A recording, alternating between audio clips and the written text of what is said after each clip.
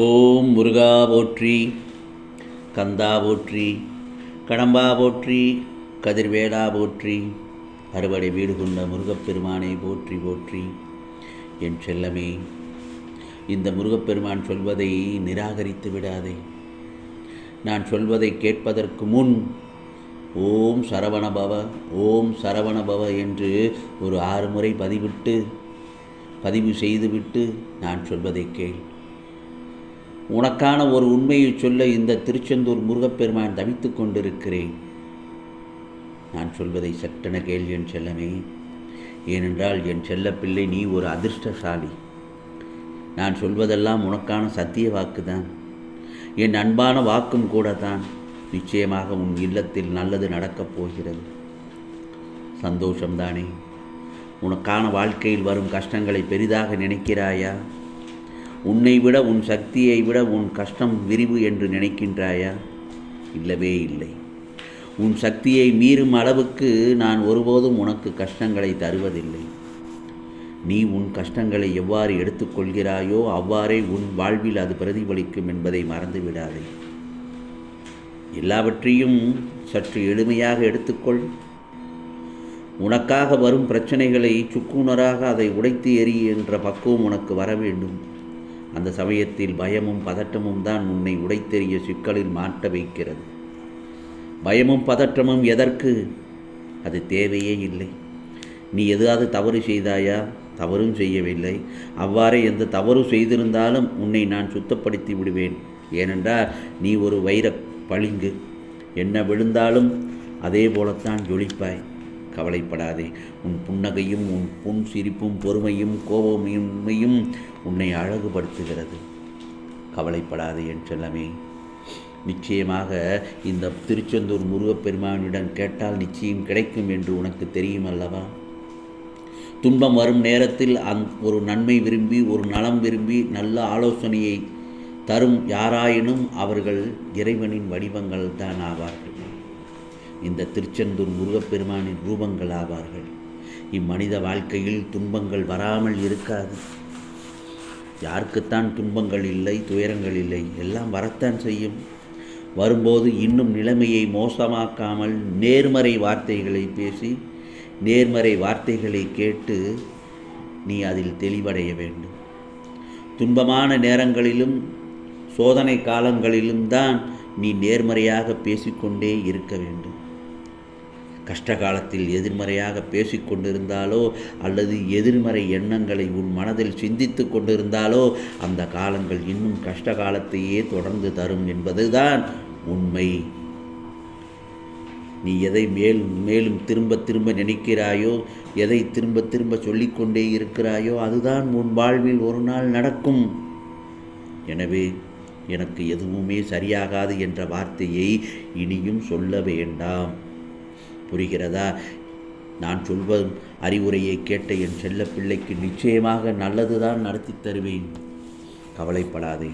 நான் சொல்வது உன்னிடமிருந்து எதிர்பார்ப்பது ஒன்றே ஒன்று மட்டும்தான். உன்னுடைய நம்பிக்கை மற்றும் பொறுமை, இது 2 மட்டும் உன்னிடத்தில் இருந்தால் எதையும் இந்த பிரபஞ்சத்தில் நீ வென்று விடுவாய். எதிர்மறையும் மாயையும் உன்னை சூழ்ந்தால் உன் மனம் என்ன என்பதை இந்த திருச்செந்தூர் முருகப்பெருமான் நான் நன்கு அறிவேன். நீ சுகமாக நல்ல வாழ்க்கையுடனும் ஆரோக்கியமாக எனது அருளும் ஆசையும் பெற்று வாழப்போகிறாய். கவலைப்படாதே. உன்னுடைய கஷ்டங்கள் அனைத்தையும் என்னிடத்தில் சமர்ப்பித்து விடு. நீ சில நேரங்களில் சில இடங்களில் மௌனமாக இருப்பதே உனக்கு நல்லது. மௌனம் ஒரு சிறந்த மருந்து கூட என்று சொல்லலாம். மௌனமாக இருந்தாலும் நிதானமாக இருக்கவும் கற்றுக்கொள். நிச்சயமாக அந்த சமயத்தில் உனக்கான வேண்டுதலையும் உனக்கான பிரச்சனைகளையும் அதிலிருந்து நிறைவேற்றி தந்து விடுவேன். ஏன், உன்னை கலங்கடித்த காலம் எல்லாம் கடுமையான காலம் அல்ல, உன் வாழ்வில் வடிவமைத்த காலம்தான் அது. இப்போது உனக்கு புரியவிட்டாலும் உனது நல்ல நேரத்தில் அதையெல்லாம் யோசித்து நீ உணர்வாய். நீ வாழ்வில் முன்னோக்கி சொல்லும் காலம் வந்துவிட்டது. என்னை தள்ளிவிட்டு நிற்க நினைக்காதே. அப்படியெல்லாம் நினைக்காதே. அமைதியாக மட்டும் இரு. அனைத்தையும் நான் பார்த்து கொள்கிறேன். நிச்சயமாக இந்த பிறவியில் நீ சுகமாகத்தான் வாழப்போகிறாய். ஆனந்தத்தில் மிதக்கப் போகிறாய். ஆம் செல்லமே, நீ என்னை மறந்து விடாதே. முருகா முருகா என்று என்னை வணங்குவதையும் நிறுத்திவிடாதே. தேவைகள் எல்லாம் கிடைத்து விட்டது, இனி முருகப்பெருமானின் துணை எதற்கு என்று கூட நினைத்து விடாதே. முருகா முருகா என்று என் நாமத்தை உச்சரித்து கொண்டே இரு, எல்லாம் நல்லதாகவே நடக்கும். இனி வரும் நாளெல்லாம் உனக்கு திருநாள்தான். நான் சொல்லும் உண்மையை நீ புரிந்து கொண்டாய் அல்லவா? கவலைப்படாதே. நான் சொல்வதை சட்டென கேட்ட என் செல்ல பிள்ளைக்கு நிச்சயமாக கூடிய விரைவில் சற்றும் எதிர்பாராத நல்ல செய்தி கேட்கப் போகிறாய். அந்த சமயத்தில் முருகா இது கனவா நனவா என்று எப்படி இந்த மாற்றம் நடந்தது என்று மனதில் குதூகலம் அடைவாய். மன நிறைவோடு உன்னை ஆசீர்வதிக்கிறேன், கவலைப்படாதே. இன்னொன்றையும் சொல்கிறேன் கேள். வாழ்க்கையை நீ கடக்கும் தூரமும் சந்திக்கும் சூழ்நிலைகள் எல்லாம் இன்னும் நிறைய இருக்கும் பட்சத்தில் ஏன் இப்போதிருக்கும் சூழ்நிலையிலிருந்து வெளியே வர மறுக்கிறாய்? உன் வாழ்க்கையில் இன்னும் வியப்பூட்டும் அனுபவங்களும் ஆர்ப்பரிக்கும் சந்தோஷ உணர்வுகளும் நிறைய இருக்கிறது. அதையெல்லாம் அனுபவிக்க வேண்டாமா என் செல்லமே? உலகில் தினமும் ஏதோ ஒரு வகையில் ஒவ்வொருவரும் அவமானமும் ஏமாற்றமும் தோல்வியுற்றதால் ஏற்படும் வேதனை வலிகளை அனுபவித்து வருகின்றனர்.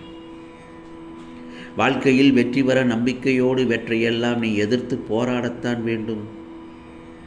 உன் வாழ்க்கை சோதனைகள் நிறைந்ததாக மட்டுமே இருக்கும் என்று நீயே முடிவு செய்யாதே. ஒரு செடியின் அடித்தளம் திடமாக இருந்தால்தான் ஆரோக்கியமான மரமாய் உயர்ந்து நிற்கும். அதுபோலத்தான் உன் வாழ்க்கையிலும் இதை மனதில் கொண்டு செயல்படும். தன்னம்பிக்கை இருக்கும் ஒருவரால் மட்டுமே வாழ்க்கையில் வெற்றி பெற முடியும் என் செல்லமே. 1000 சொற்கள் பேசுவதை விட திட்டமிட்ட நேர்த்தியாக ஒரு செயல் புரிவது சிறந்ததல்லவா? ஒரு சில சமயங்களில் மௌனம் வாழ்க்கைக்கு தேவைப்படும். ஏற்கனவே சொன்னது போலத்தான் மௌனம் ஒரு சிறந்த அருமையான மருந்து என்று. ஆனால் பேச வேண்டிய இடத்தில் மௌனமாக இருந்து விடாதே.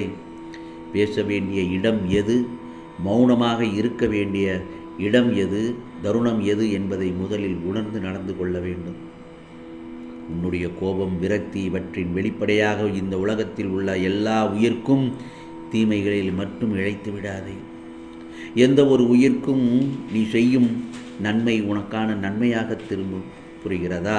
அதே போலத்தான் நீ செய்யும் தீமை உனக்கான தீமையாகவே உனக்கே வந்து திரும்பிவிடும். ஆகவே எதை நினைத்து அதிகமாக கவனம் செலுத்துகிறீரோ அதைத்தான் வாழ்க்கையாக உன் கண்முன் விரியும் என்பதும் நிதர்சனமான உண்மை. அந்த சமயத்தில் உன்னுடைய எண்ணமே செயலாக மாறும். அதனால் நல்லதே நினை, நல்லதே பேசு, நல்லதே செய். எதிர்மறை எண்ணங்கள், எதிர்மறை பேச்சுக்கள் உனது வாயிலிருந்து வர வேண்டாம். அது அவநம்பிக்கை உண்டாக்கும். ஆகவே நிச்சயமாக இந்த திருச்செந்தூர் முருகப்பெருமான் என்றும் உனக்காக நான் இருப்பேன் என்பது நிதர்சனமான உண்மை. உனக்கானதெல்லாம் நிச்சயமாக நல்லது நடக்கும், நல்லது மட்டுமே நடக்கும், அதுவும் நன்மையாகவே இருக்கும். ஓம் முருகா சரணம். ஓம் முருகா சரணம். ஓம் முருகா சரணம்.